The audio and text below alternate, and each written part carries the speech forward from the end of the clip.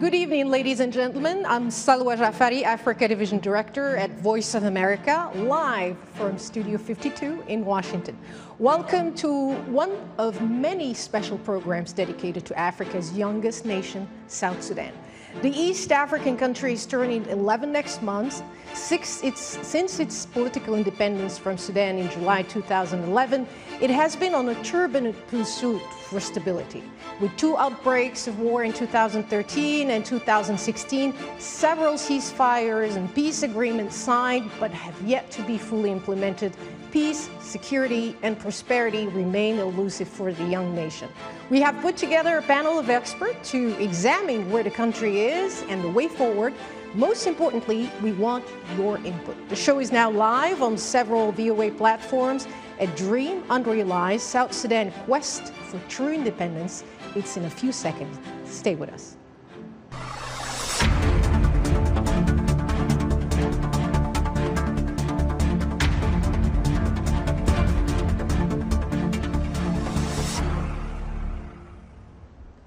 Ladies and gentlemen, welcome to the South Sudan in Focus Town Hall, A Dream Unrealized, South Sudan's Quest for True Independence. I am your moderator, Nabeel Biajo, with VOA South Sudan in Focus radio program. I am very excited to be joined here in the studio by Ambassador Susan Page, the first ambassador to independent South Sudan from the United States. She also served as senior advisor to the Office of the Special Envoy for Sudan and South Sudan between 2014 and 2015. She is currently professor of practice in international diplomacy and law at the University of Michigan. Via Skype from Ottawa in Canada, we have Ambassador Philip Jada Natana, the South Sudan ambassador to the United States. He has served in this role since 2018. And back here in the studio is Nyajwak Dalwan, a retired U.S. Army captain and author of the book, I Am My Mother's Wildest Dream, which she chronicles her journey from being a refugee in the camps of Itang and Dima in Ethiopia to her service in the U.S. Army. Ladies and gentlemen, welcome to the program. Thank you so much. Thank you. Before we get down to our discussion, here's a little bit of background. 11 years into its independence, negotiations to bring peace to South Sudan continue, but with little progress. To date, two peace agreements signed in 2015 and 2018 have failed to end tensions between President Salva Kiir and his arch-rival and first vice president, Riek Machar, threatening the fragile transitional period set to expire in February 2023. My colleague John Tanza has this report. July 9, 2011.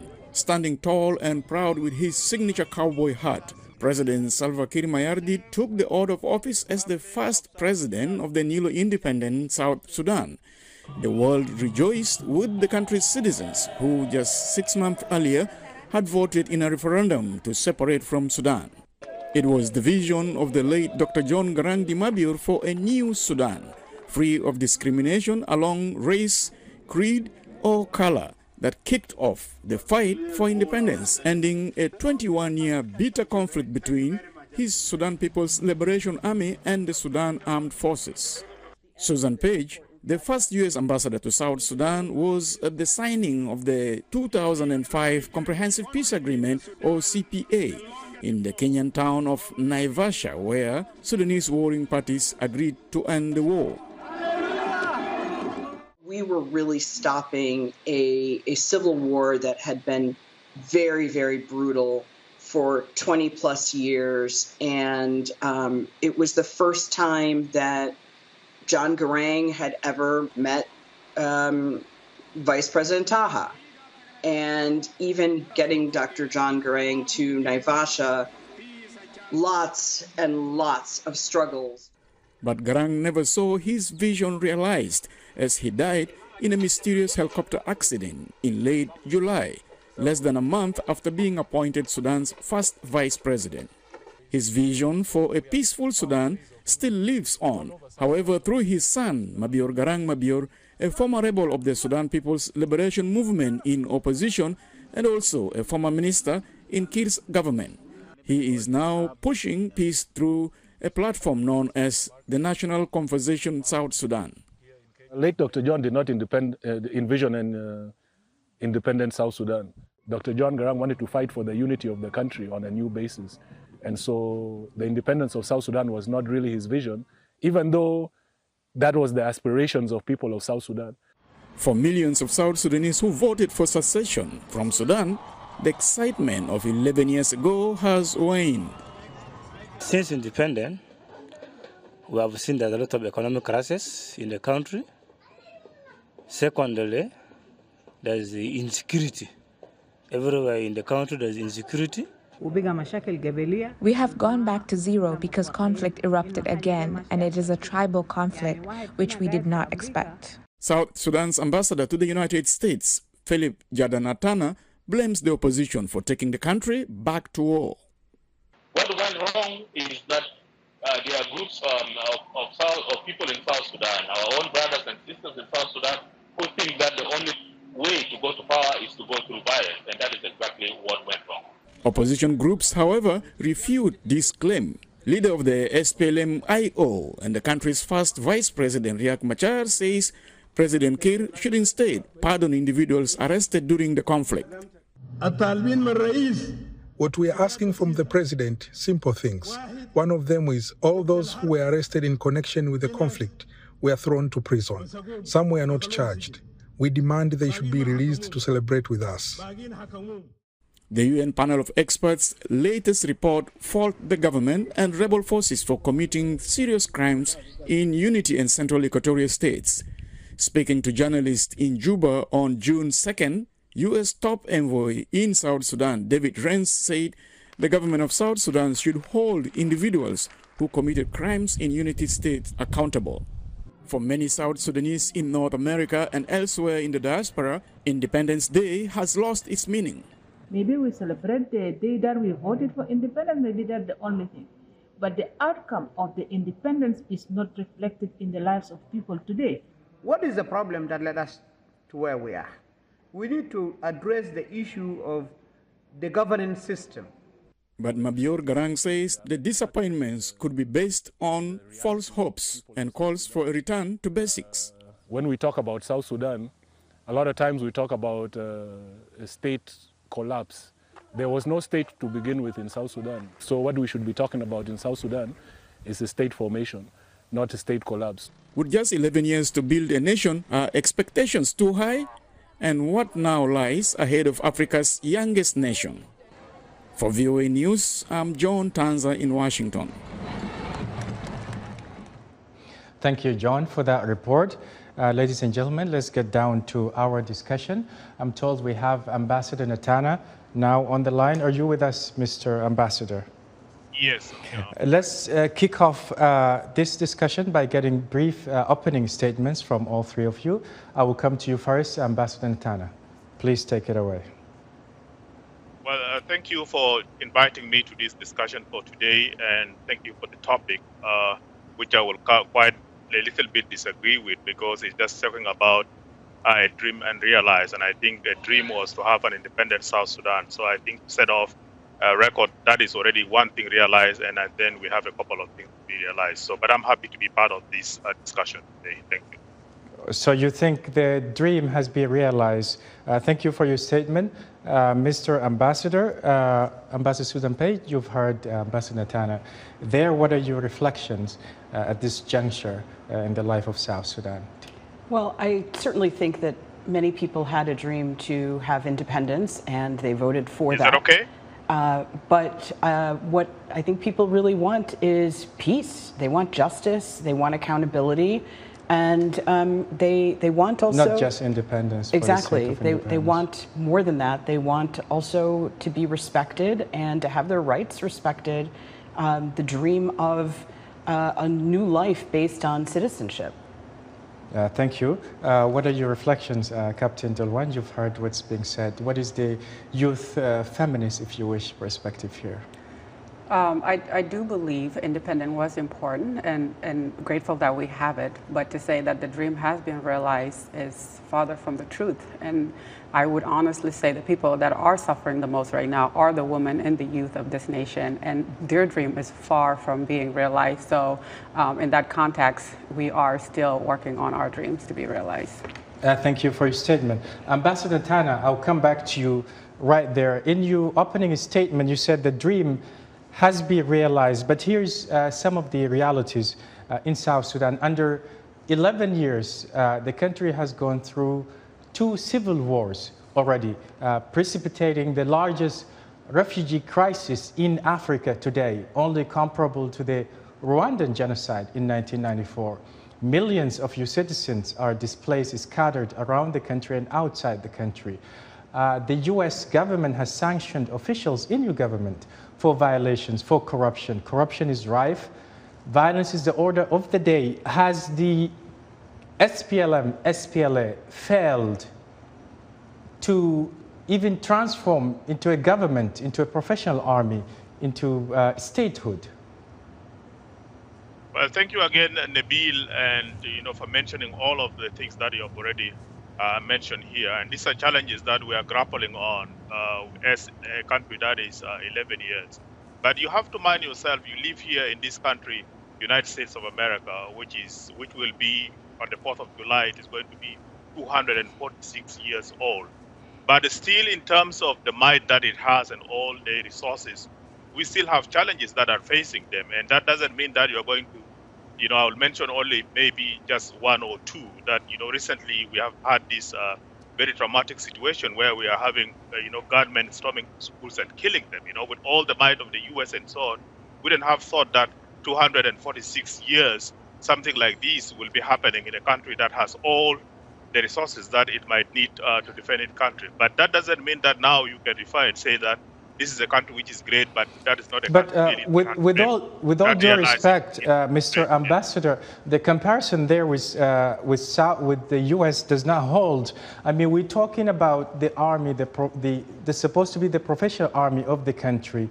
SPLA soldiers killing civilians. Just the other week, children were being killed in Keju, not far away from Juba, actually not far away from your own hometown, by SPLA soldiers. So people are saying this guerrilla movement has failed to transform into a professional army, and you in the SPLM have failed to act like a statesman.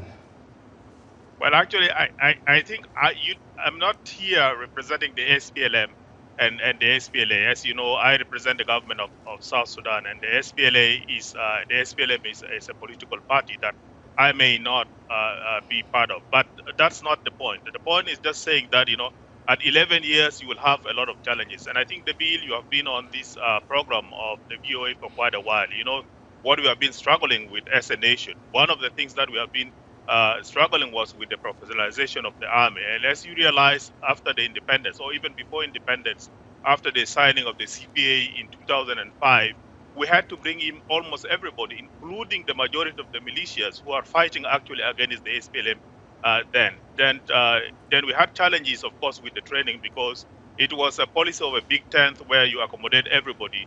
And unfortunately, some of these people just became untrainable. And a few years back, they left to the bush. So these are challenges that we admit that they have been there, but these are challenges that we have been trying to address, and that is through all the peace agreements that we have already signed. The word challenges might be an understatement here, Mr. Ambassador.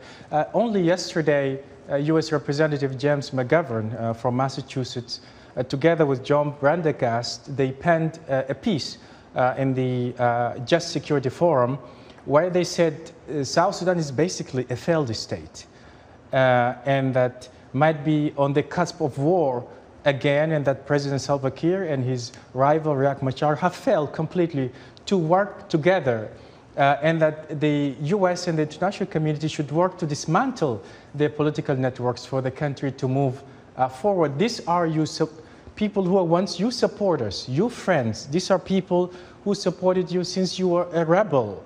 And after independence, now they're issuing these damning indictments of your government. It's just more than small challenges, Mr. Ambassador. What went wrong? Yeah, but you know, they are of course entitled to their opinions, Nabeel, and I think, and that's the problem that we always have, that it is people who are outside who feel that they are so much entitled to and they know better which is for South Sudan. We have our challenges, and of course we will address it like any other country is addressing their challenges. So, you know, the honorable congressman and our friends like John Pendergrass can say, you know, can give their own statement and so on. But it's at the end of the day, it's people of South Sudan, including their leaders, who will have to really to come and say that this is the way that we want to, and we want to come out of that. And we're doing that. We are doing that because of the in the peace agreements that we have signed. And also, you see that our role, even in the region, including Sudan, we want not prosperity for ourselves, but even for others. But you know, we don't interfere in the internal affairs of other countries. All right, thank you, Mr. Ambassador. Ambassador Page, let me come to you. You heard what Ambassador Natana has been saying there.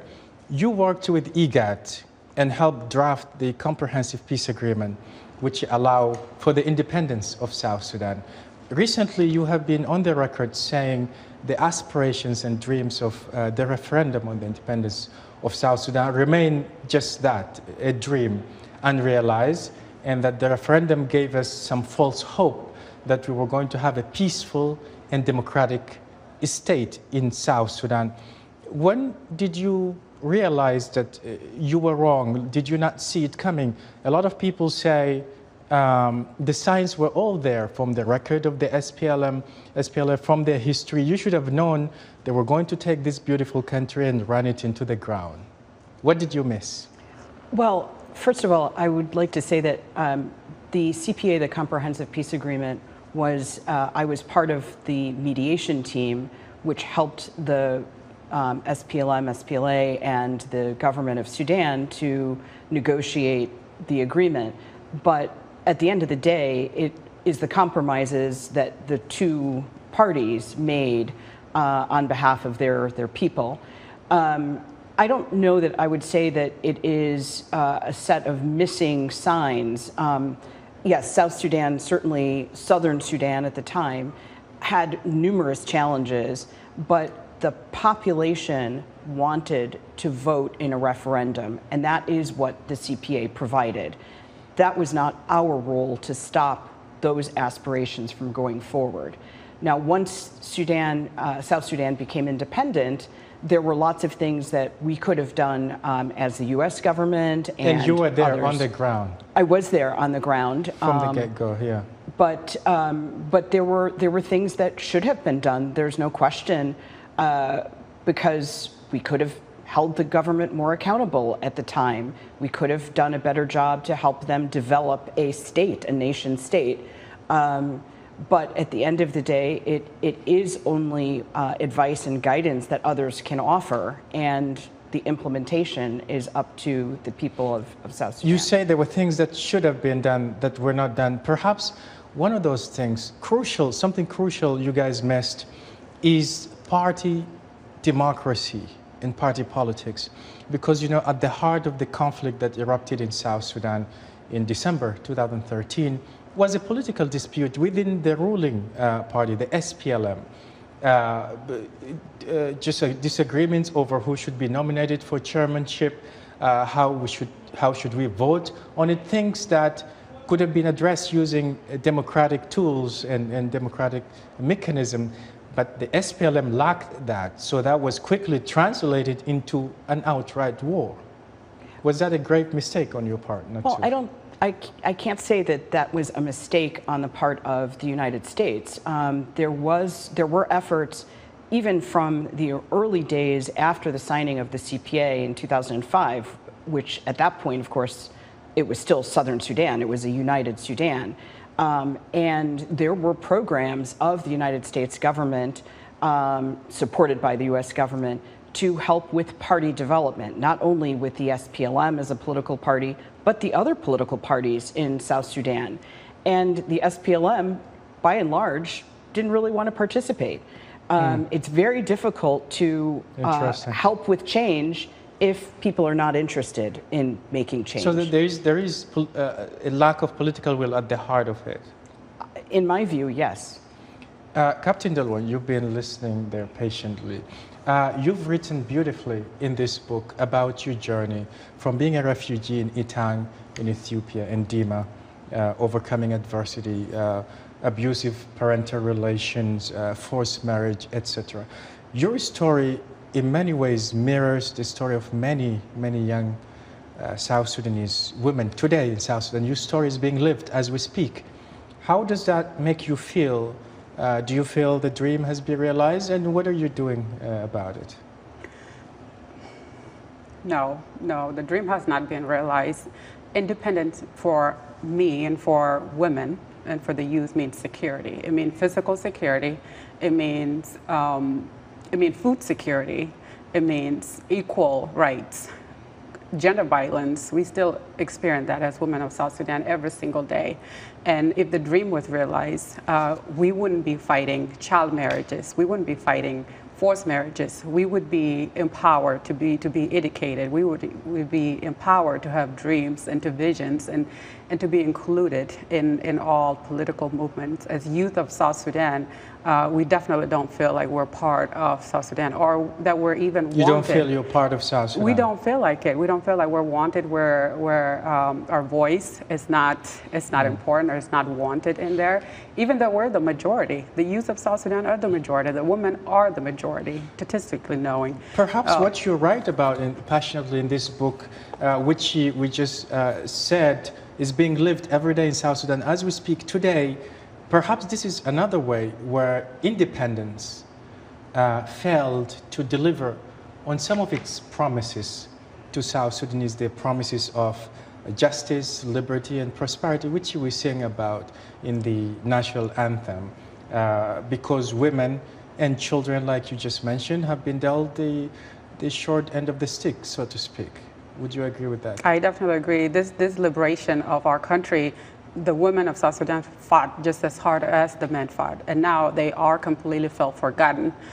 This book was for me to speak for my own trauma, to speak about the experiences. I was born in the war. I grew up in a refugees camp, and I still don't feel safe enough to return to South Sudan. So. You don't feel safe today to return to South Sudan? There is no job for us. Your hometown of Maiwut. Yeah. On the Ethiopian border. What am I going to go do there? There's high unemployment rate. The physical safety is not there for me or for my kids or for all of us in diaspora. So bringing these issues, social issues, to the front by writing this book was a way for me to say that we want peace.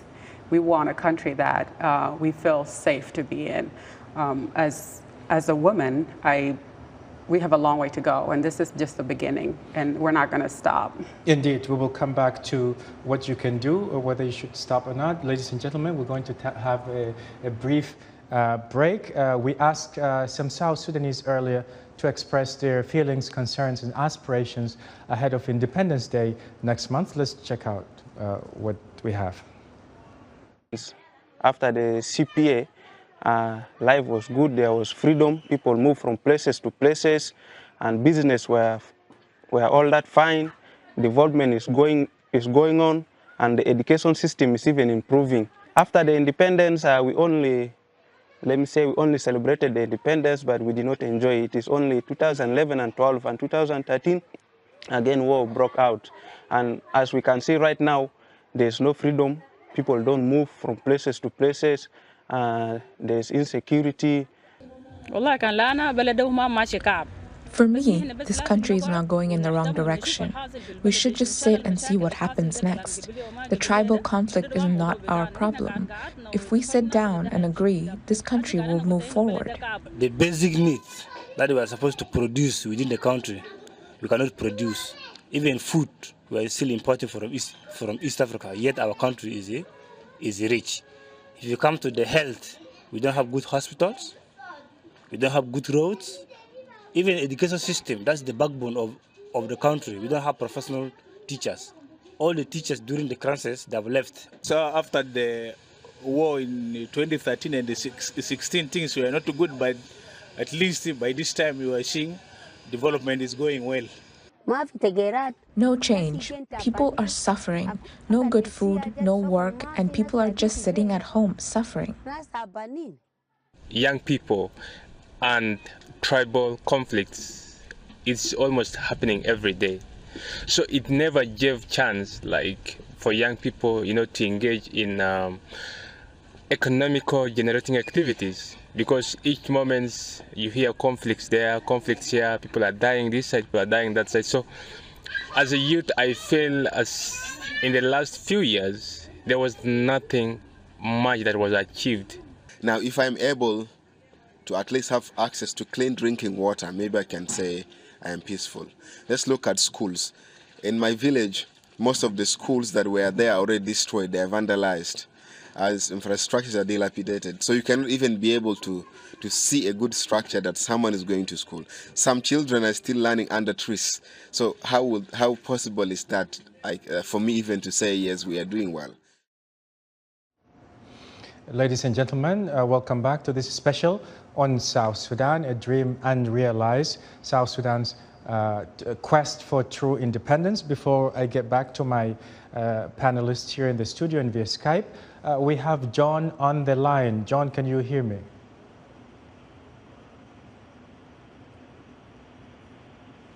Hello, John. Nabeel, are you talking about Jacob? Yes, Jacob. Sorry. I can hear you loud and clear. Tell us where you're calling us from and put your question briefly to our panelists. Thank you, VOA. You know, Nabeel, I have been following VOA for years. Since the independence, our hopes were very great, as you have heard from Ambassador Susan Page. Most of the time, we used to hope that independence of South Sudan will definitely bring a lot of changes. And after the independence, the hopes were shattered. As you have heard from many people that have just put in their input, I am one of the people that had a lot of hope before the independence. And all that hope is gone now. Yes, it is gone. All the hopes have gone. They are shattered. I have been very much honored by having Susan Page in the affairs of South Sudan. When the country was in war, she participated a lot. And she will always be remembered in the history of South Sudan. Thank you very much, Jacob. Yes, please ask your question briefly. Where would South Sudan be if the government listened to her? For example, on the usage of the oil. The oil would be a blessing if she was listened to by our government. But now it is a curse. I remember I followed the story where she advised the government on how to use this oil so that it benefits the country. But the benefits have not been realized. You can see the roads are... I will put that question to Ambassador Page, but we also have Ambassador Natana. You'll get an answer on your question. Thank you very much, Jacob, for being with us. Ambassador Natana, do we have you on the line? Yes. Yes, you heard Jacob there talking about where the country could have been had your government listened to sound advice, like the advice you were getting from Ambassador Page and others.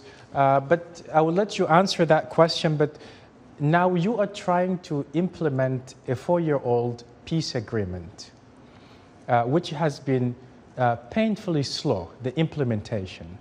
You have millions of refugees and IDPs scattered, like I mentioned before.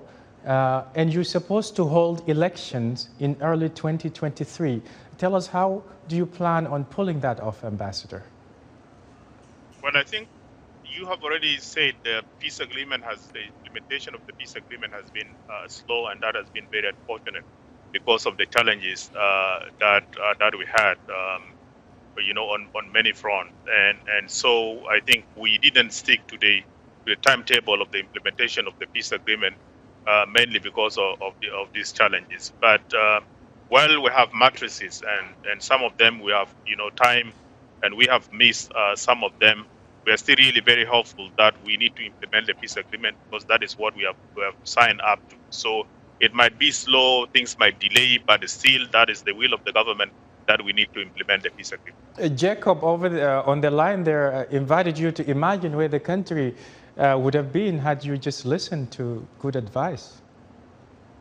I think it's Jacob and it's all of the people of South Sudan who really want aspire the country to be, first of all, to be peaceful. But it's the nature of conflict that has pushed us there. And I think we shouldn't be speaking of South Sudan as if we're all unique and we're all cut out of, if you looked around, even in our neighborhood, in countries that have gone into conflict, you realize that things have been the same.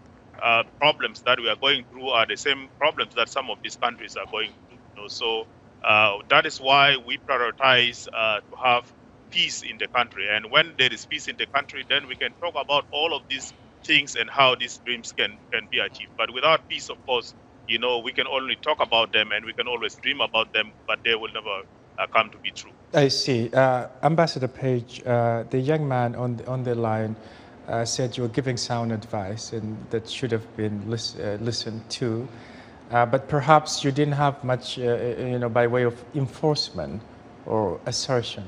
Yes. I mean, first of all, thank you, Jacob, and for others who are commenting.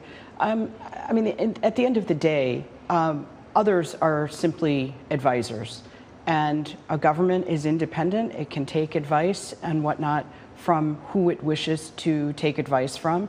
And that's not to say that all advice is sound. I mean, that's, it's obviously how it is interpreted and heard.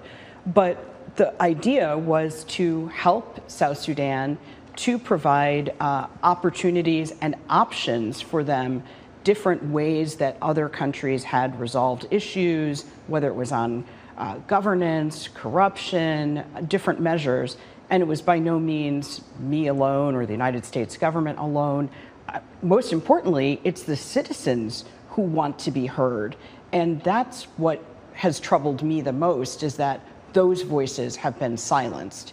And my fervent hope really for the people of South Sudan is that their government will start listening to their voices and hearing them and listening to their needs and providing for something. I mean, they have to have a program and to actually implement that program. To give them respect and dignity, like you said in the statement you sent to us.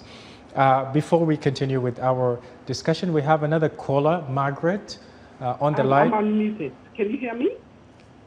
Hi, Margaret. I can hear you. Are you able to hear me? Yes, you can hear me. Yes. Tell us where you're calling us from, and please make your comment brief. Okay, thank you. Yeah, I am calling from Canada, and I'm an activist. So my comments really briefly are that with all due respect to Ambassador Natana, we understand that you're with the current government, and so you're going to be defending it. But really, we now know that there's no state. There's absolutely no state to work with. And so basically, you can defend that, whatever you call it, as much as you want, but there's no state. And so really, I appreciate Ambassador Page's remarks about the hope that people had at independence. And Ambassador alluded to the fact that there were a lot of things that could have been done, but they were not.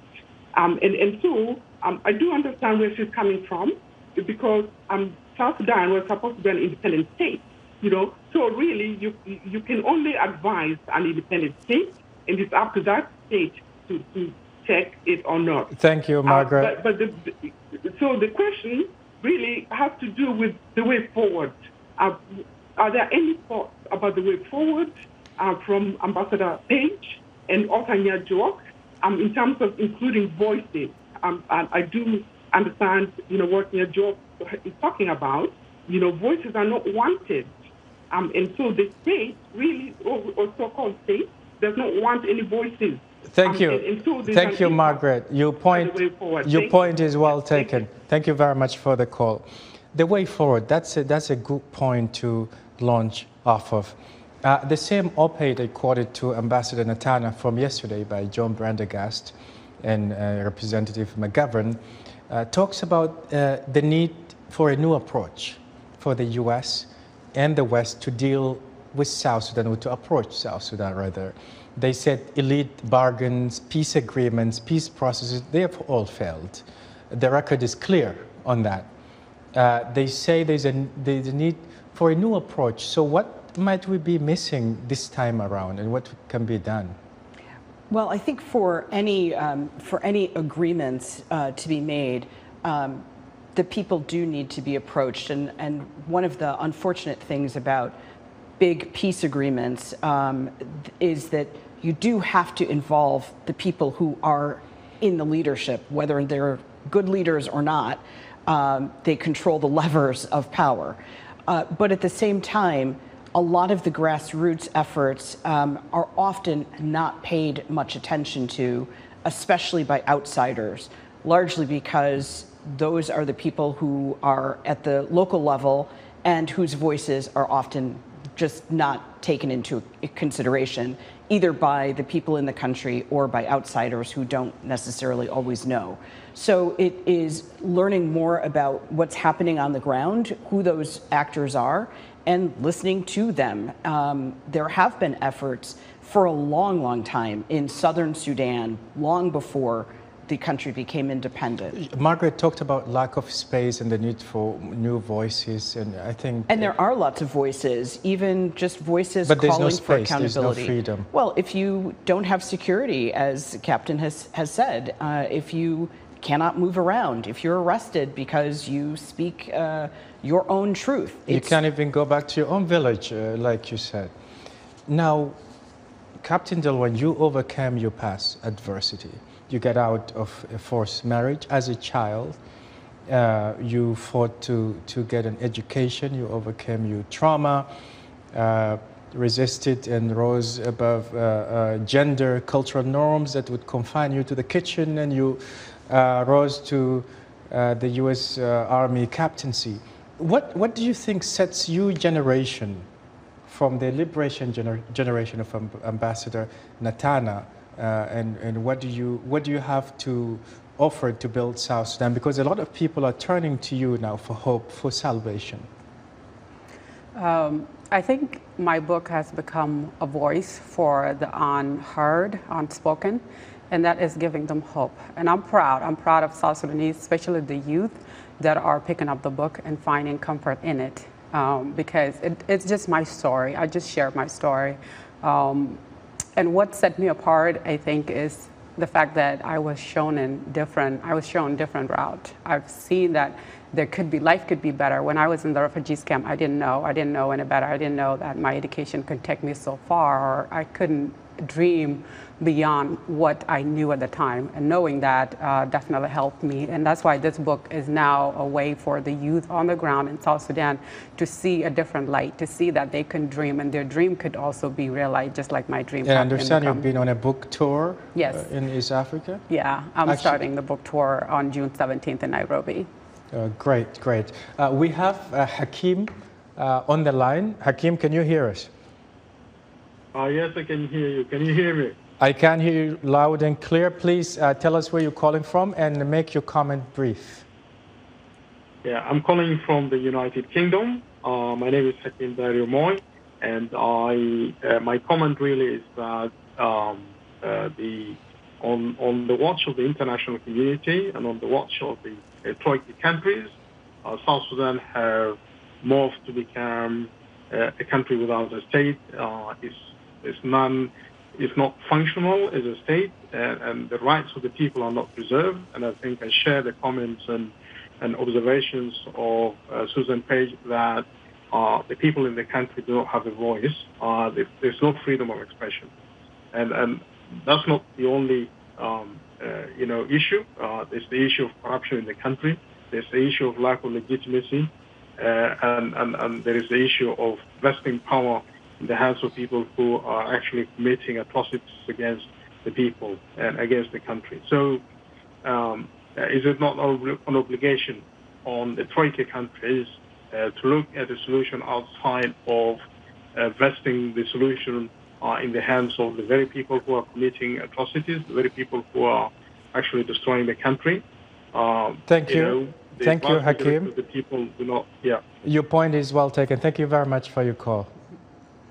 You heard Hakim there, Ambassador Page, and the caller before him. Everyone is looking for, the way forward, and they're looking to you for advice. Now, this 4-year-old peace agreement, after delays, extensions, after extensions, it's still nowhere near where it should have been. What needs to be done with urgency at this point? What might that new approach be? Well, one thing, I think we have to actually at some point be honest and admit this peace agreement is not working. You feel there's a need for the international community, everyone, to admit that it's not working? Well, we can admit it, but then there has to be something that is a desire to help to get to a new something, a new dispensation.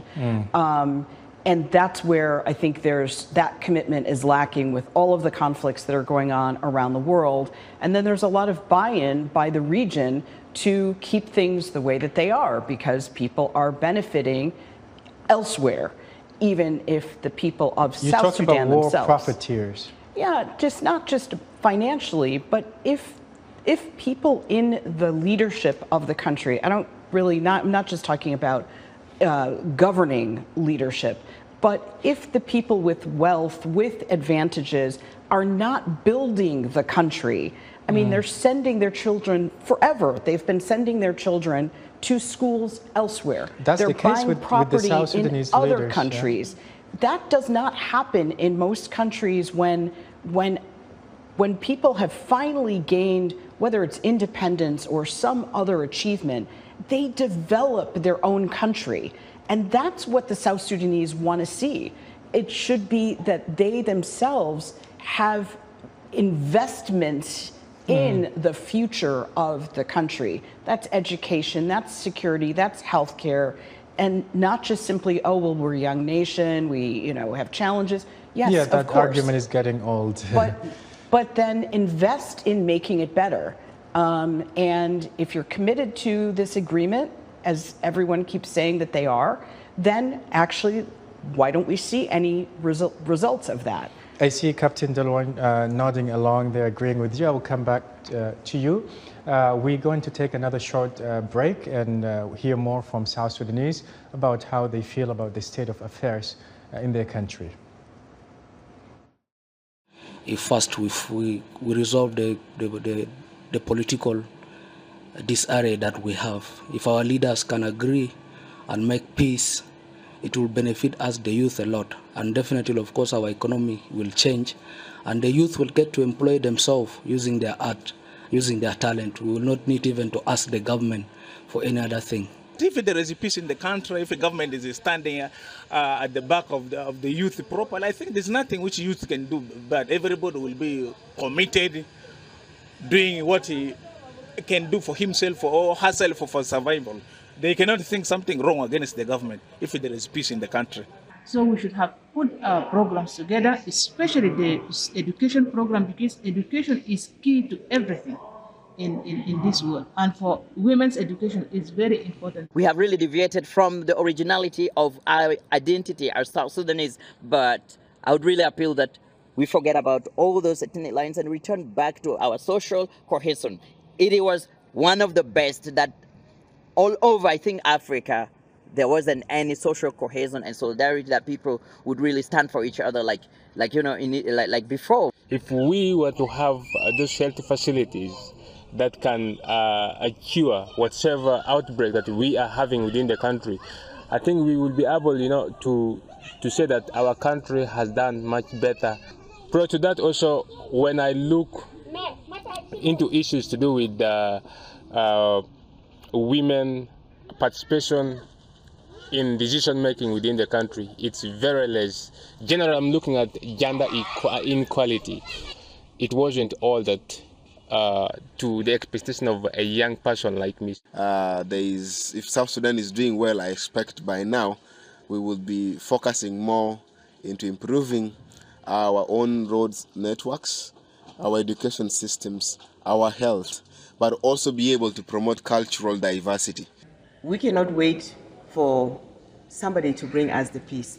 not the African Union, not the international community, not the Rome Initiative. Those are just assistance, but they cannot bring us peace. We are the only people that can bring our own peace to South Sudan.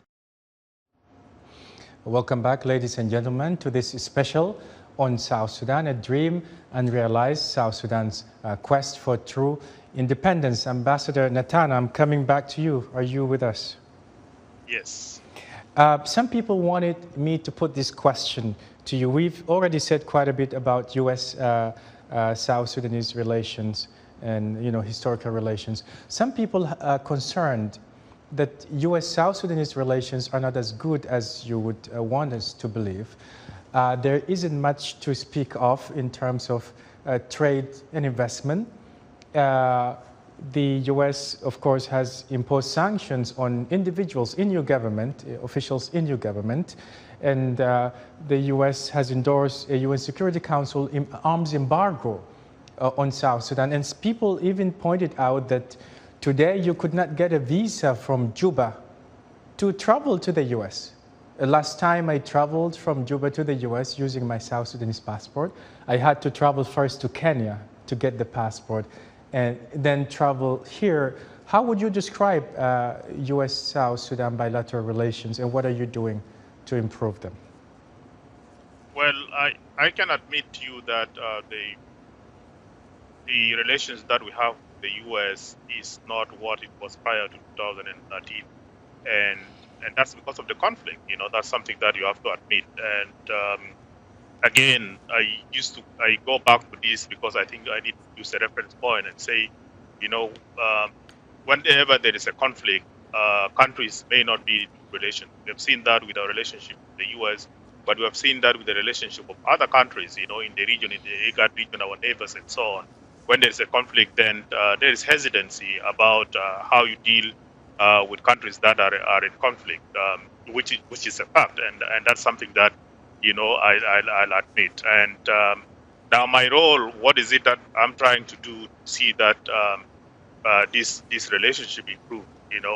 Of course, we will continue with positive engagement. That is from the side of government of South Sudan, and I, as the representative here in the U.S., will do that. That's my role. But and that's why we keep on asking, and we keep on asking everybody, the U.S. included, to say that we need to support the peace agreement. I know many people are not happy with that. What kind of support? What kind of support are you asking the U.S. to provide? We are asking because one of the biggest things that we have is the transformation. The security arrangement and the transformation of the army into a professional army, and I think that's the basis of security. So one of the things that we wanted the U.S. and other countries to help us is really to build an army that is going to be professional, and all the other symptoms we can be able to deal with, because if we continue mentioning these symptoms, and rightly so, without dealing with the major problem, which is the problem of peace and security, then we wouldn't be doing anything. So you believe what South Sudan needs is an army, a strong army, and all other issues will be resolved? I believe that, and a strong army is a central. It's not just a strong army, but a professional army.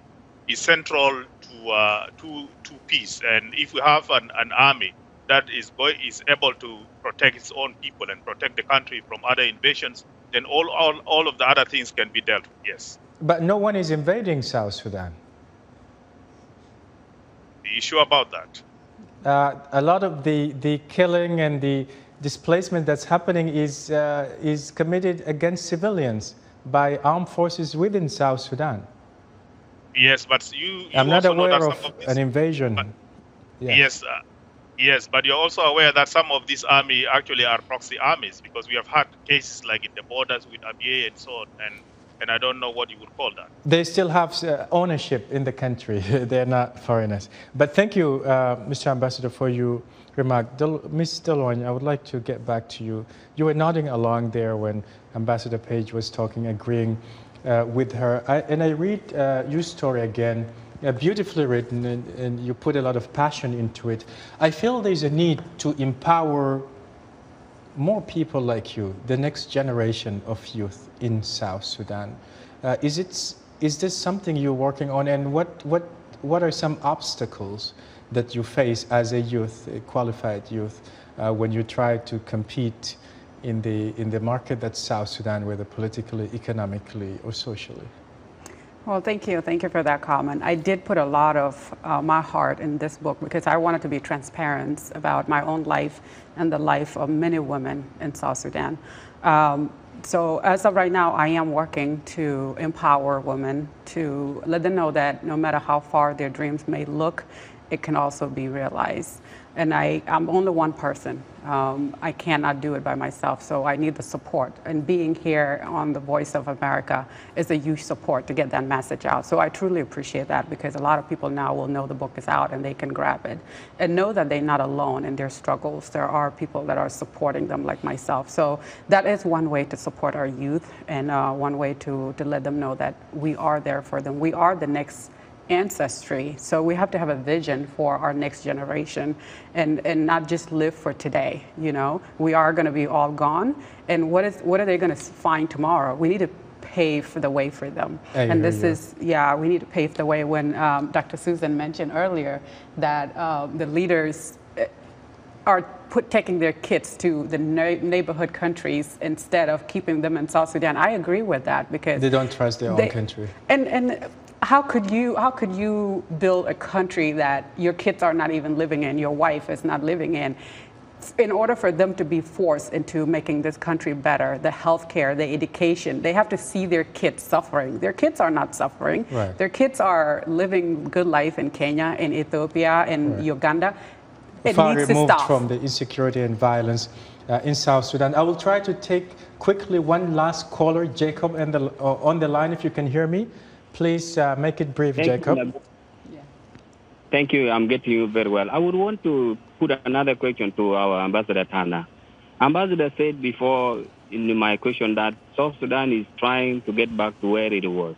But now the issue of arms in the hands of the civilians, where does it draw that the country will be free and fair? Thank you. And where will they go if it means the elections will be done next year when other areas are inaccessible? Thank you, Jacob. Your point is well taken.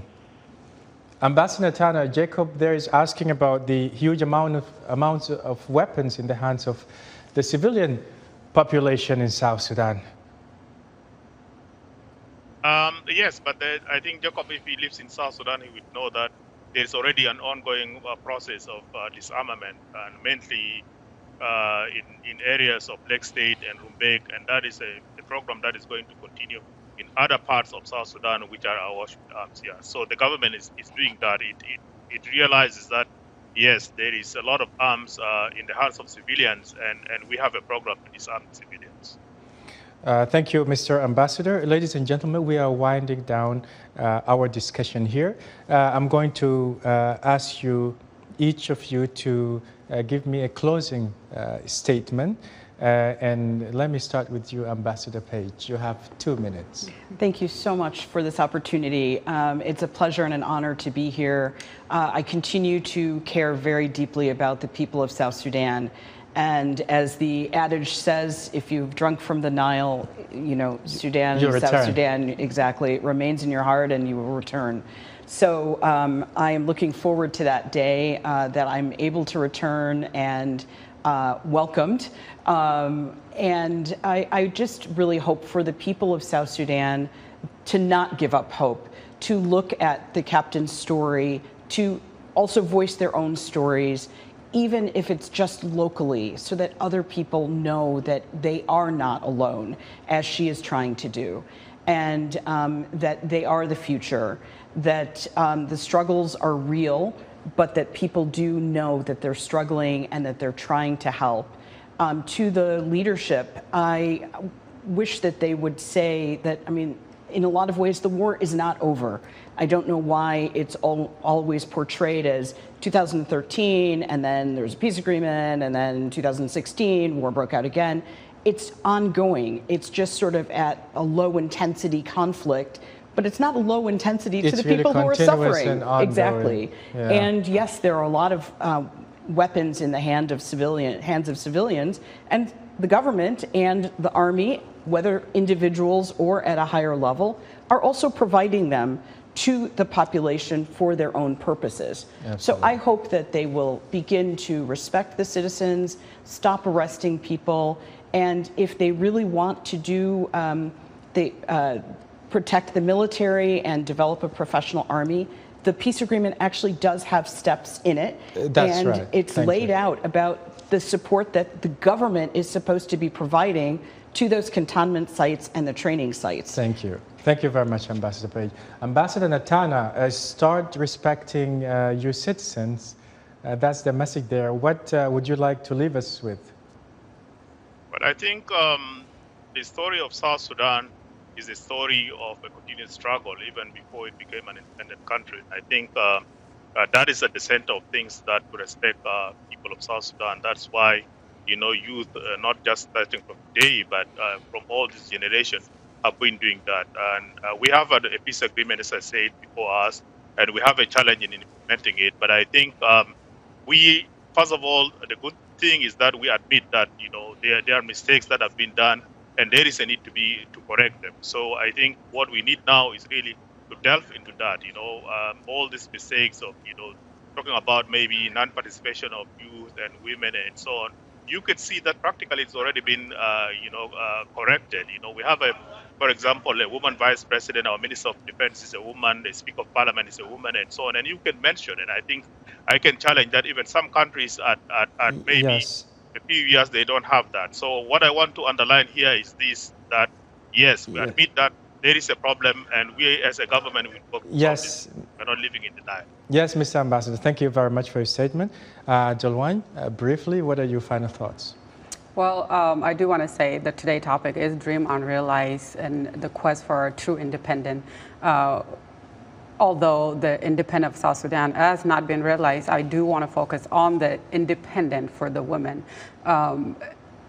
Women in South Sudan, even if we have our South Sudan independent where we're prosperous, we know the violence against women in the homes is very prevalent. And that's where I really want to focus on today. Gender-based violence. Yeah, the gender-based violence and the need for girl-child education. If we're truly going to be a country that will move forward and be prosper, we have to put our women first. Their education. I'm here today because I had the opportunity to have the education, and I want that. So you're lucky in a sense. Yes, I'm very lucky, and I want that for all the South Sudanese girls. So my message is to the fathers, to mothers, to the girls themselves, and to the father is to have a vision for their girls as well as they do for their sons. Have the vision to see your daughter to be the president of South Sudan, to be the next Michelle Obama, because they can truly be that. So girls are not encouraged enough. They're not shown. Yes, they're not. Girls are forced into arranged marriages because all they can see, all the Southern Sudanese culture and the norms can see for young women is to be a mother and to be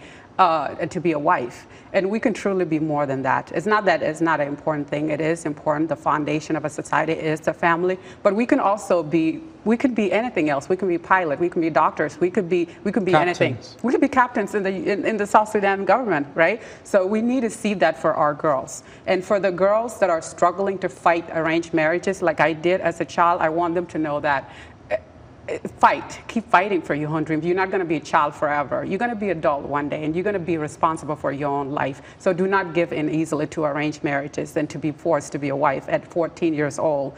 I want them to know that they can be anything else that they want. And for the mothers, it's truly going to start with the mothers that are currently raising boys and girls right now, and to let their girls and their boys know that they are equal in the house. They can both cook in the kitchen. They can both go to school and read, and not put their girls in the corner of the kitchen and have the boys go play outside or go do their homework or go do other things besides being in the kitchen, because in our culture we think kitchen is for the girls. That need to stop. And that is my message today, is to have that equal vision for all the children and not just the boys. As a girl child of South Sudan, I truly believe in education, and if we can educate our girls just as we want to educate our sons, we could be a better country, because we have so much more to contribute to the table than just bringing food.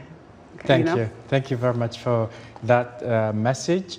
Thank you very much to my guests, ladies and gentlemen. Ambassador Suda Page is the former U.S. ambassador to South Sudan. We were joined via Skype by Ambassador Philip Jada Natana, South Sudan ambassador to the United States. And with me in the studio here was Nyajwok Dolwan, retired captain in the U.S. Army and author of the book, I Am My Mother's Wildest Dream, how an African teen broke her silence and fought cultural norms to live the American dream. And thank you very much to all the guests who joined us via Zoom, all the callers. We also thank those who